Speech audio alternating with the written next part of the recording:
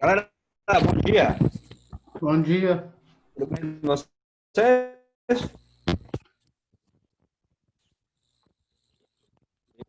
E aqui não deu tempo não, porque os meninos me atrasaram na outra aula. Eu começaram o dia mais feliz.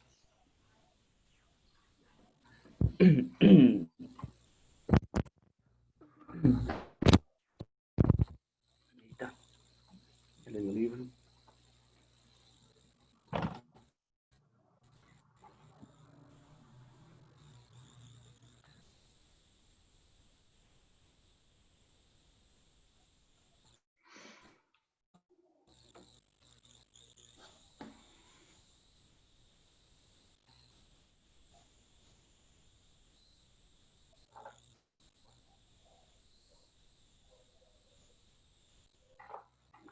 Eita, a internet está mais... O sistema está mais lento que a internet dessa vez. Você não está abrindo aqui o livro. Galera, pode pegar o livrinho na página 9, onde que a gente parou? Na última. Desculpa, na página 8, né, que nós paramos. Na página 7, 8. Gente, tá acontecendo aqui no Brasil.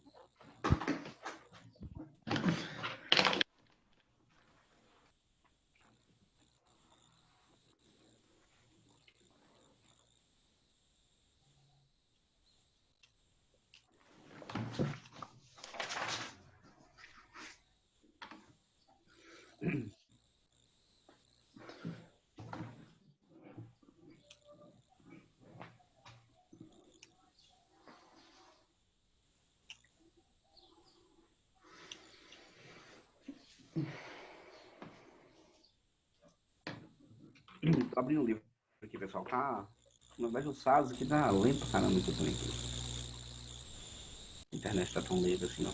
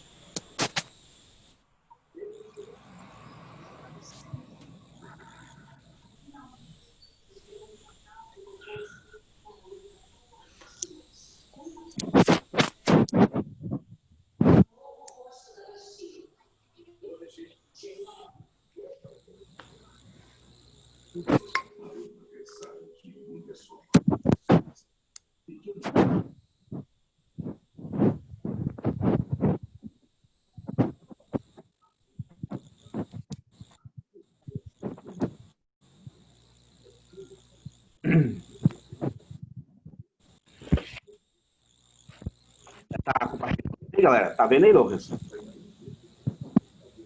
Tá. Tá, né? Nós paramos aqui na outra aula, não foi? Vocês terminam esse capítulo, vocês fazerem atividade. As principais bacias hidrográficas do mundo, a gente citou aqui a bacia hidrográfica do Amazonas, citamos a bacia hidrográfica do Paraná, que são as brasileiras principais aqui, né? Acho que vocês lembram dessa partezinha aqui, eu imagino. É. Gente, qual é o problema, meu filho? Isso aqui. Galera, vamos continuar aqui sobre as águas subterrâneas, as áreas confinadas e as áreas não confinadas. Ah, tá. Só um lembretezinho da aula passada, galera, que a gente comentou sobre, primeira coisa, sobre a questão dos mares fechados e abertos lá. O Mar Negro, Lucas, ele é um mar fechado, tá? Ele não é o mar Mediterrâneo, não tem contato com as águas oceânicas. Porque no livro aqui aparentemente tem um canalzinho, mas não tem. Outra coisa é o seguinte, o El Niño, galera, que a gente explicou, que eu expliquei para vocês na aula passada, o aquecimento das águas oceânicas, o El Niño é um fenômeno natural. beleza? Não é um fenômeno que pode ser associado ainda às questões de alterações climáticas e a efeitos antrópicos. O El Niño ainda é considerado um fenômeno natural, beleza? Eu acho que é o Pietro, eu acho que seu áudio está ligado, tá assim, aí. Acho que é Pietro, né?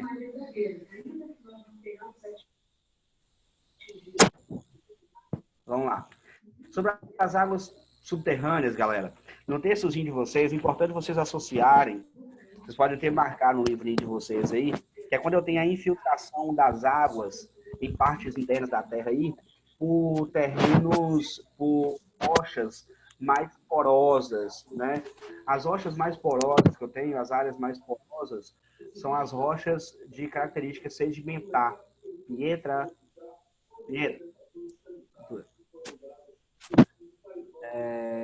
são as rochas sedimentares, onde que eu vou ter uma infiltração maior das terras aí. As águas subterrâneas elas são divididas em confinadas e não confinadas.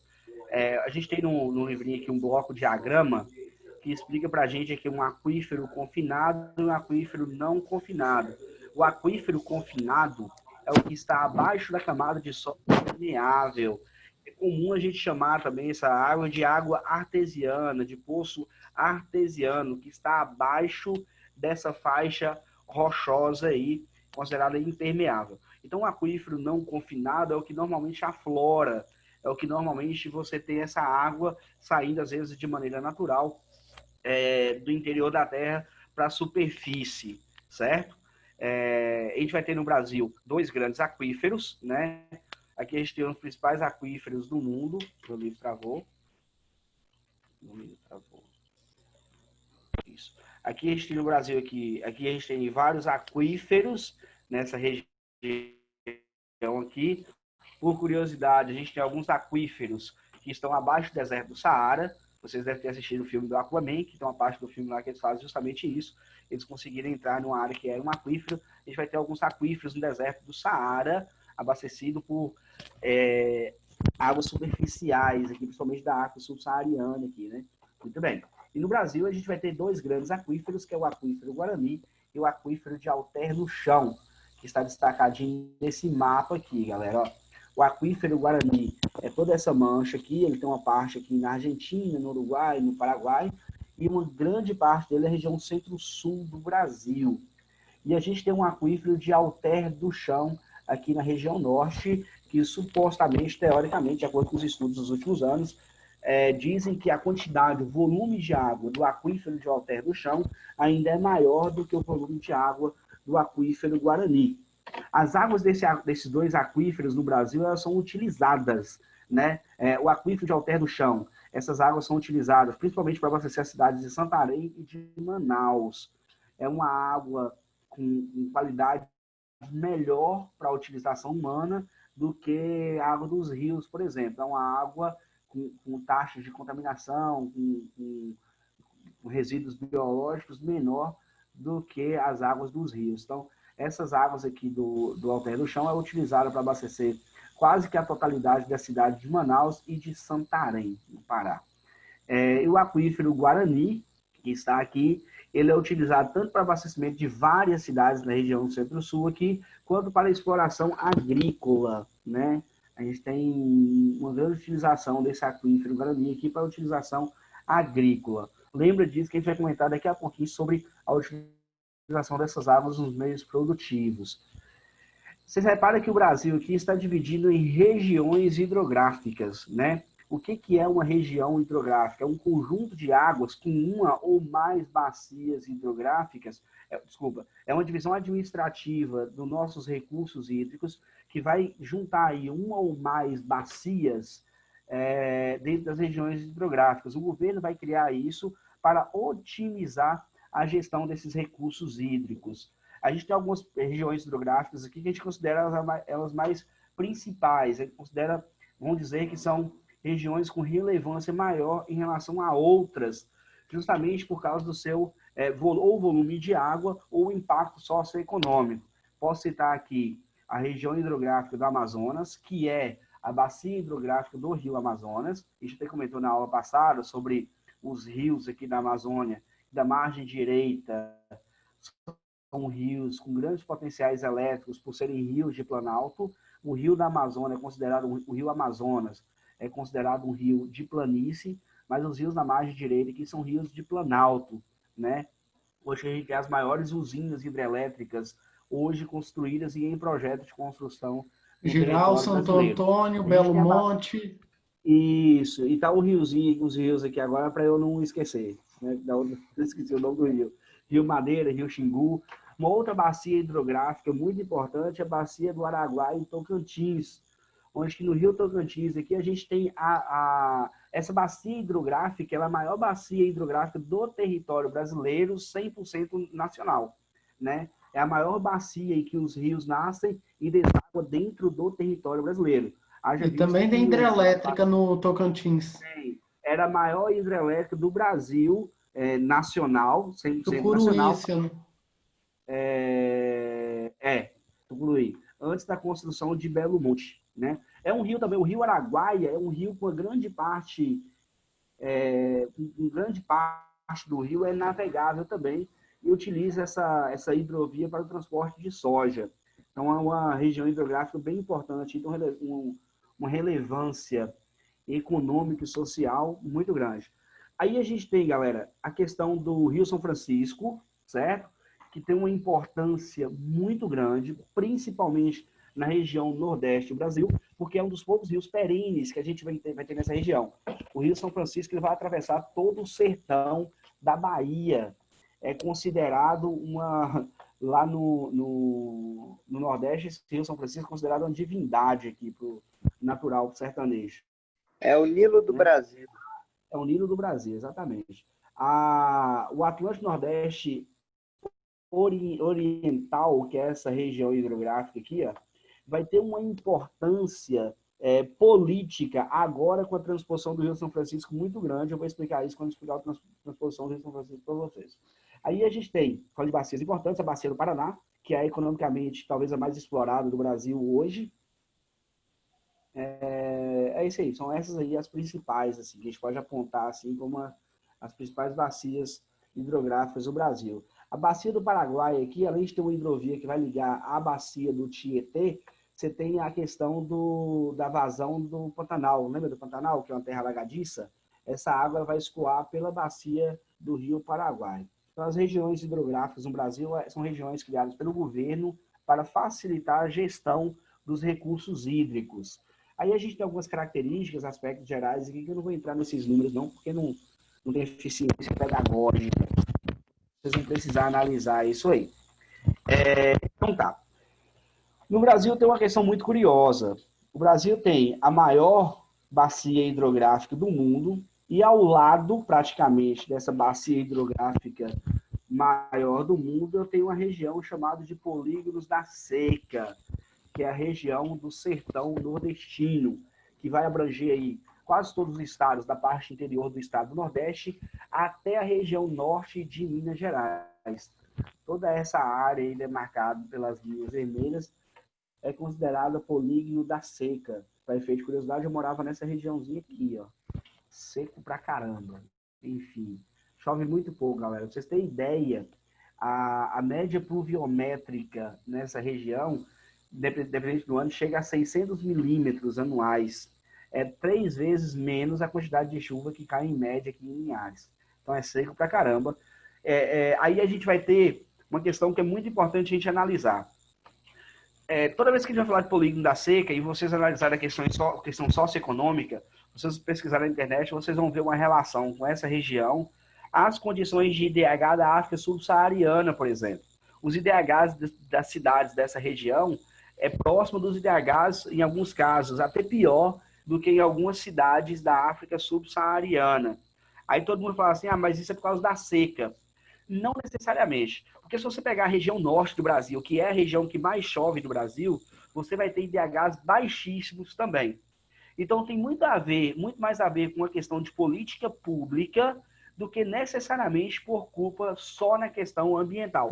Obviamente que a questão ambiental ela agrava as condições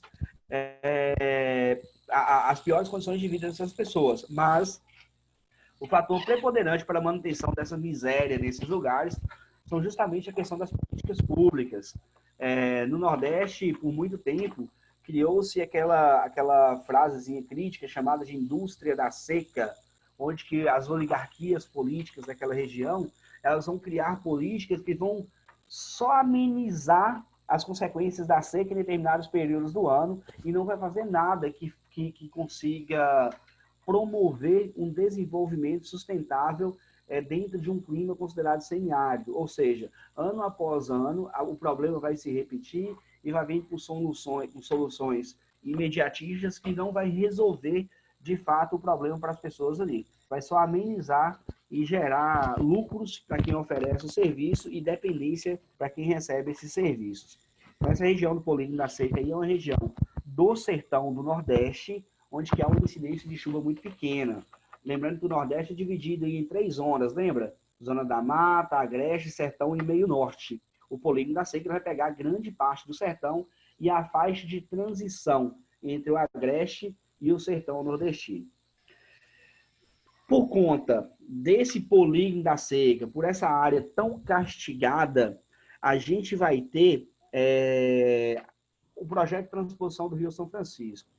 Galera, o projeto de transposição do Rio São Francisco, ele já é idealizado, pensado desde a época do Brasil Império. Dom Pedro já pensava em políticas que pudessem desviar parte do curso do rio, não o rio como todo, mas parte da água do rio para as regiões mais áridas no Nordeste. E aí é onde que a gente entra com aquela regiãozinha lá de cima, né, a região do Paranaíba, né, da região geográfica do Nordeste Ocidental, desculpa. Estou perdido pela legenda aqui, Nordeste Oriental. Onde que a gente vai ter essa região hidrográfica, quer ver? Vou pegar aqui para vocês.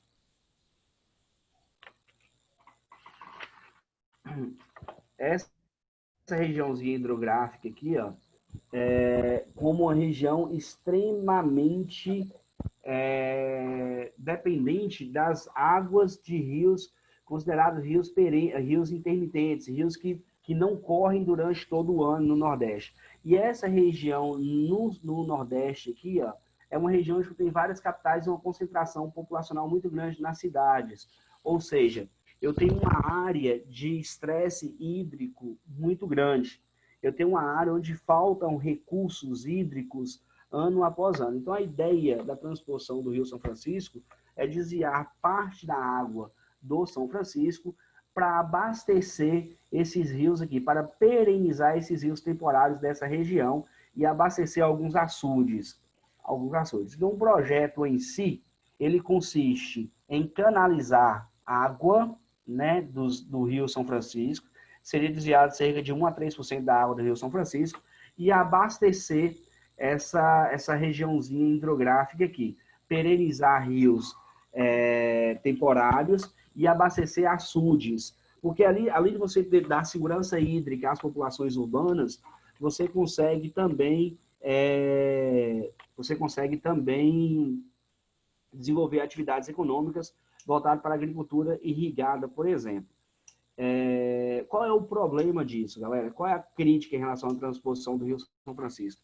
A primeira grande crítica é o valor da obra. A gente está falando de obra aí orçada em mais de quase 10 bilhões de reais, que certamente vai ficar por mais de 15, quando ficar pronto um dia.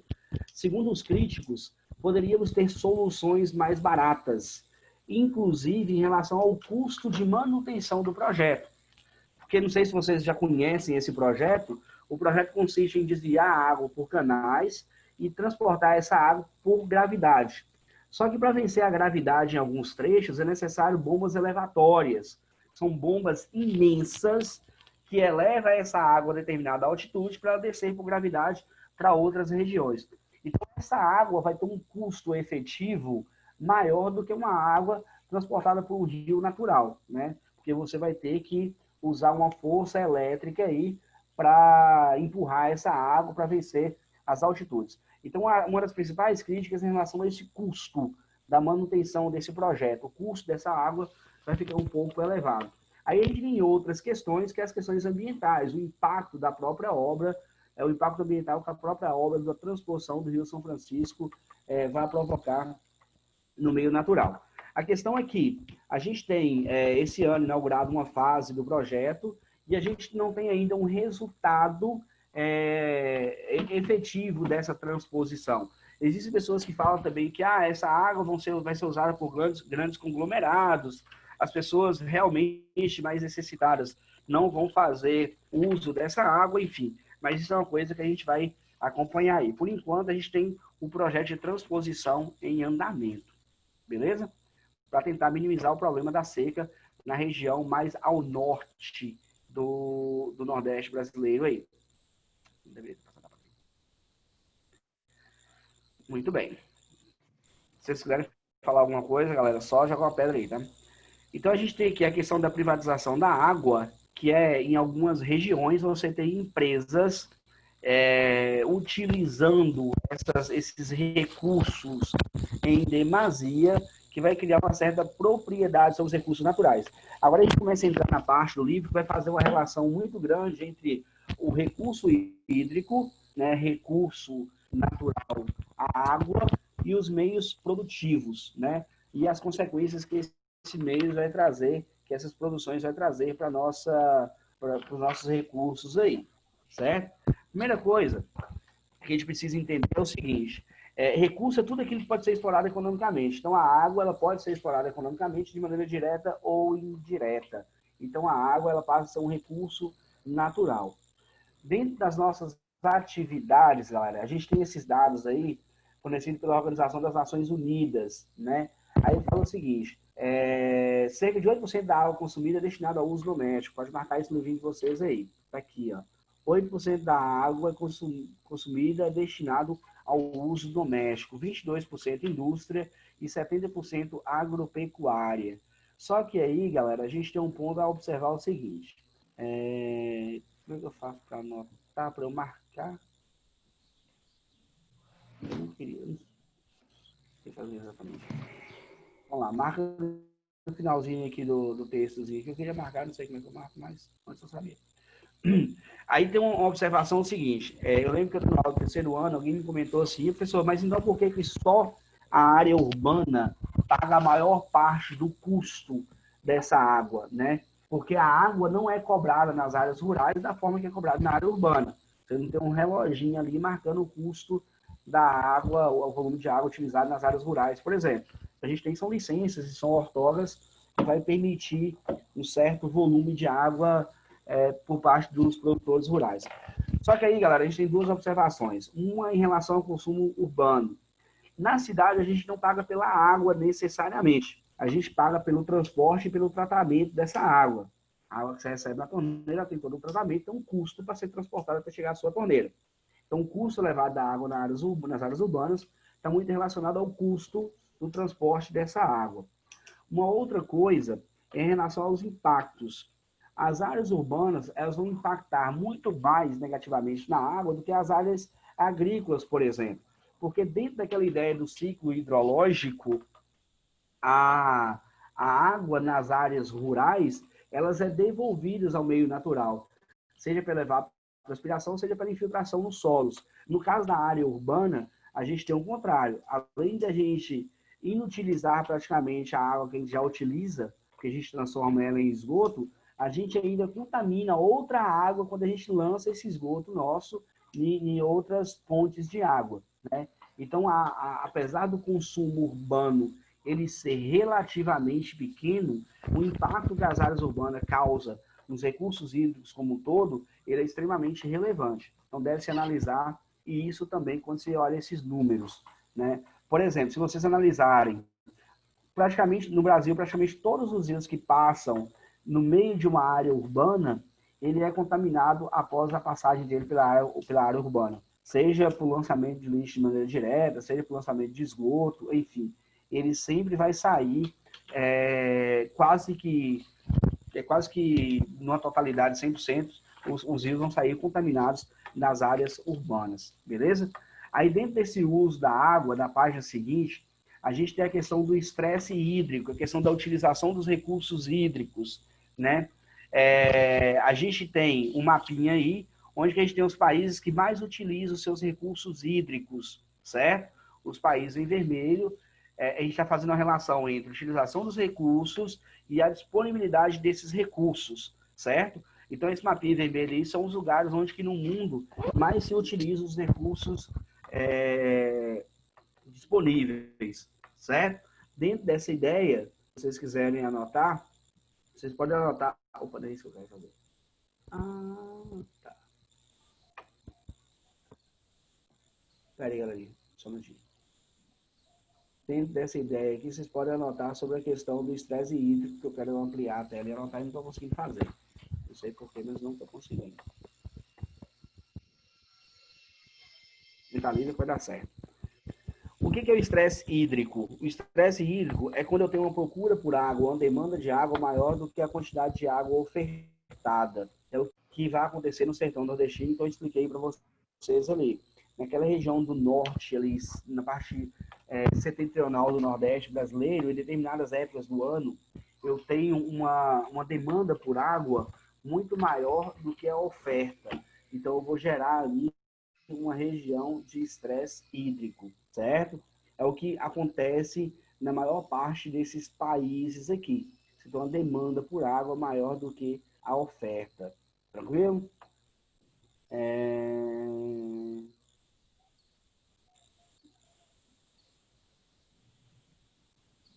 Ah, tá. Aí a gente tem uma perguntinha aqui sobre os impactos negativos que as áreas urbanas vão trazer sobre os rios. Isso é muito fácil, né? Muitas cidades foram estabelecidas próximas a leitos dos rios. Por sinal, as nossas grandes cidades, ao longo da história, elas vão se desenvolver aonde que a gente tem esse recurso disponível, né? É uma das explicações que a gente tem uma grande concentração populacional na região do Sudeste Asiático, a Índia e a China, que a gente tem famosas regiões de planície. Cite e explique duas atividades urbanas, pelo menos, que podem gerar impactos negativos nesses corpos hídricos. Fala para mim, Caio, duas atividades urbanas aí que impactam nos corpos hídricos. Rapaz, não vai conseguir me ouvir, não.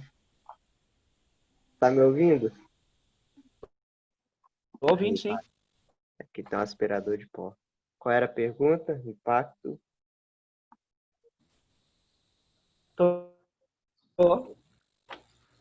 Qual era a Não. pergunta? Quais atividades urbanas vai impactar de maneira negativa os rios?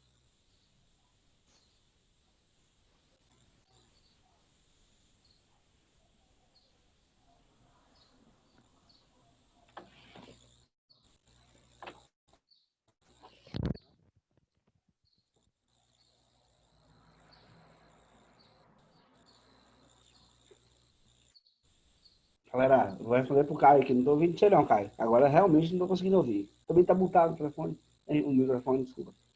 Enfim, o que eu tenho de atividade urbana? Eu tenho construções irregulares às margens dos rios, que é muito comum nas áreas urbanas no Brasil. Eu tenho lançamento de esgoto, eu tenho assoreamento, eu tenho muitas atividades urbanas aí que vão impactar negativamente nos rios.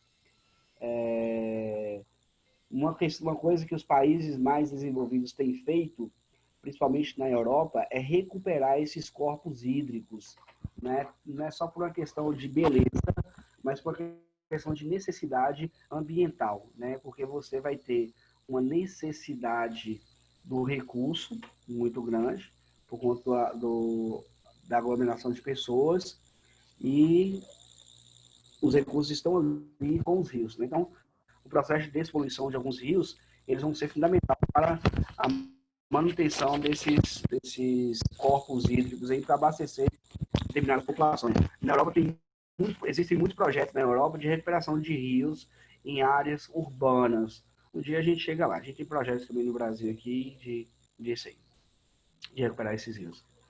Muito bem. A leitura complementar, galera, vai explicar um pouquinho para vocês sobre um termozinho que chama pegada hídrica. Não sei se vocês já ouviram falar desse termo, pegada hídrica. Tá aqui para ficar bonitinho, ó. Pegada hídrica. O que é esse termo? O que é isso? É basicamente o que está explicando aqui.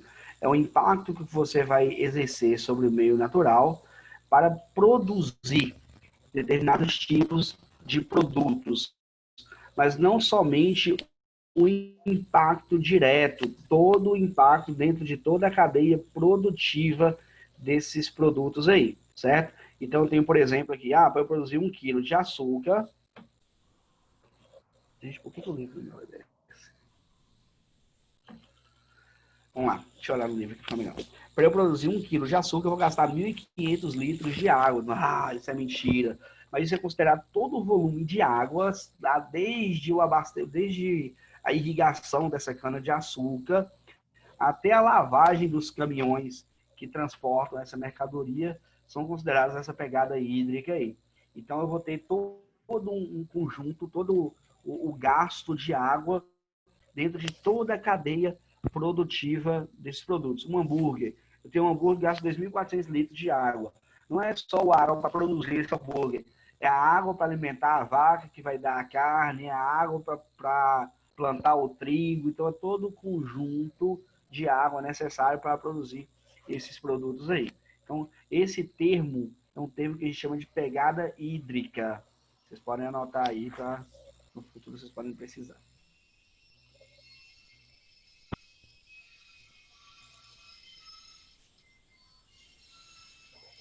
Cara, meu livro travou de vez. Deixa eu recarregá-lo aqui.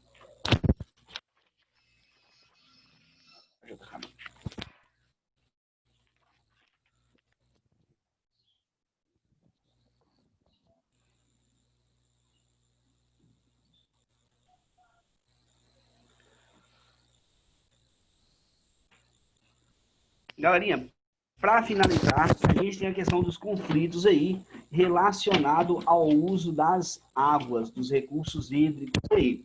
Né? Claro que nessa região do Oriente Médio, que é uma região de muitos conflitos, a gente tem conflitos ali religiosos, conflitos culturais, conflitos políticos, conflitos de toda a espécie que vocês possam imaginar. E os recursos hídricos, eles vão entrar também nesse balaio de conflitos aí, certo? Muitas vezes não necessariamente o conflito, o recurso hídrico sendo colocado de maneira direta ou principal em relação ao conflito, mas usado de maneira indireta como forma de dominação, por exemplo. Essa imagem que a gente tem aí é uma imagenzinha da Síria, de uma barragem, onde o Estado Islâmico, quando invade parte da Síria, vai dominar essa barragem aí. Posteriormente, as forças do governo sírio vai tomar essa região do Estado Islâmico.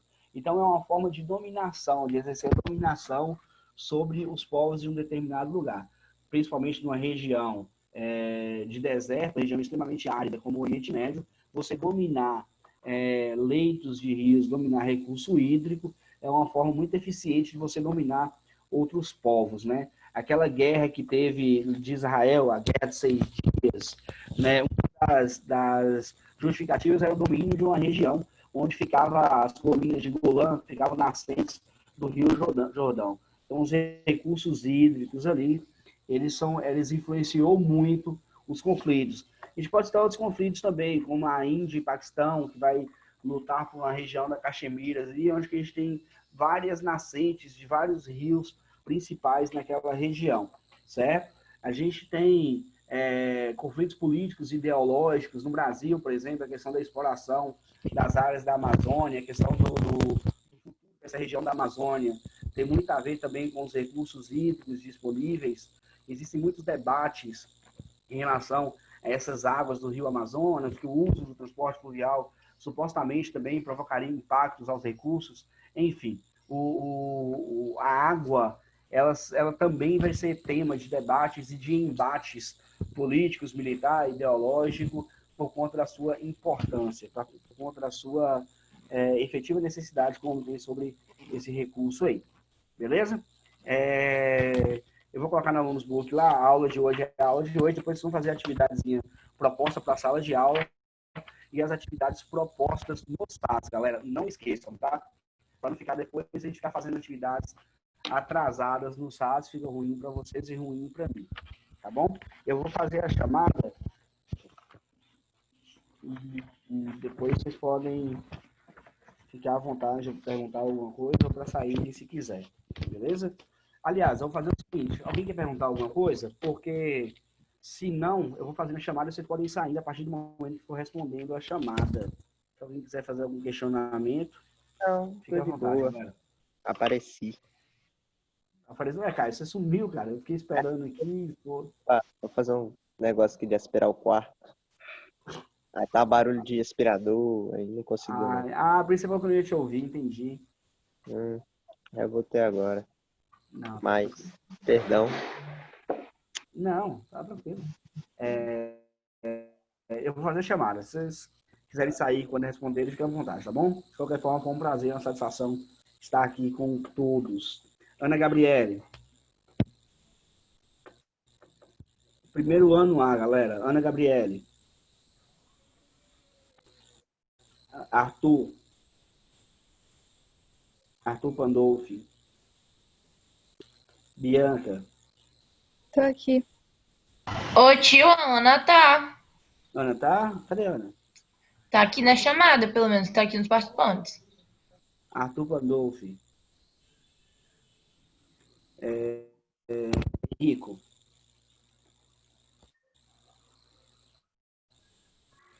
Esther. Presente. Flávia. Presente.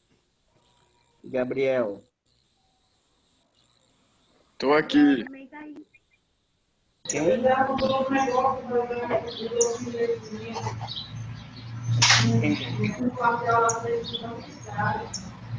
Quem, galera? Tá aí?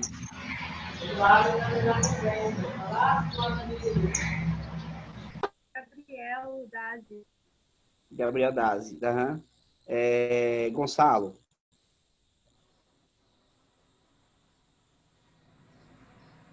Gonçalo. Gustavo.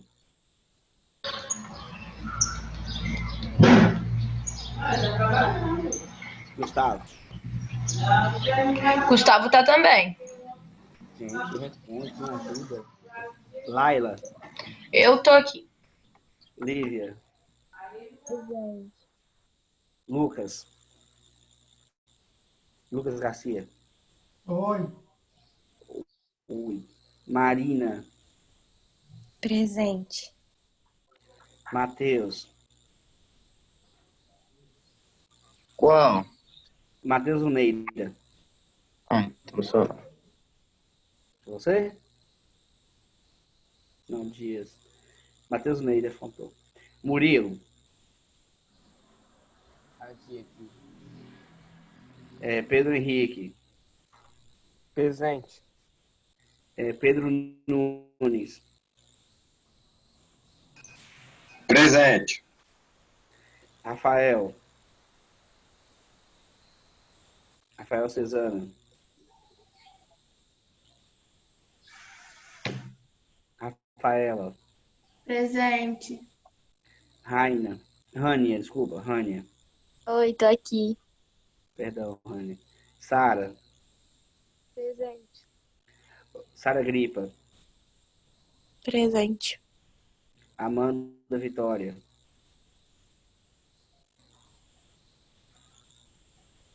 Galera, se for achar um pouco estranho ter que fazer a chamada, mas já coloquei meu nome lá.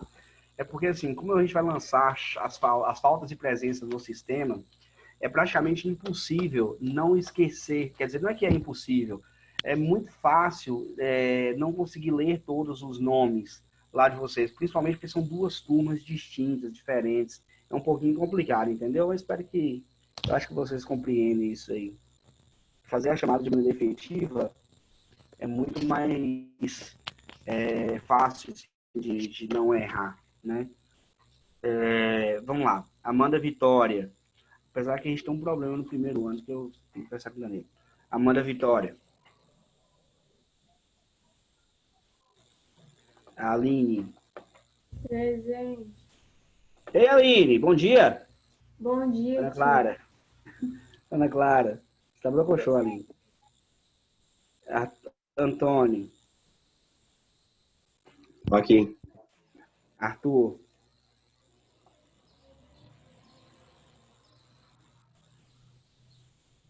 Beatriz. Caio. É presente. Cassiana, Presente. Presente. Davi, Presente. Diego, Tô aqui, professor. Eduardo, Eric, Isadora, Eu. Júlia Piana, Presente. Júlia Kozlop, Lara, Presente. Lorenzo, Presente. Luiz Felipe, Maria Eduarda, Presente. Maria Luísa, Presente. Matheus Silestrini, Presente. Pedro Flores, Aqui.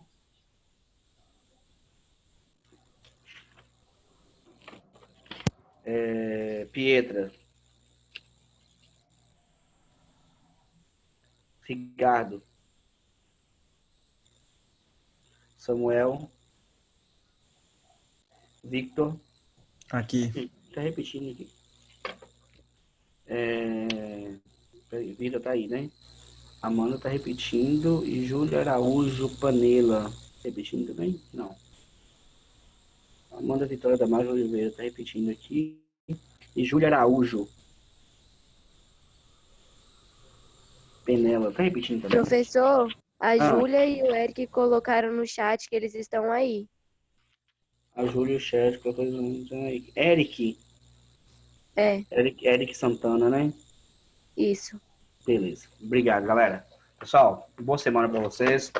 E até a próxima aula, tá bom? Valeu. Valeu, tchau, tchau.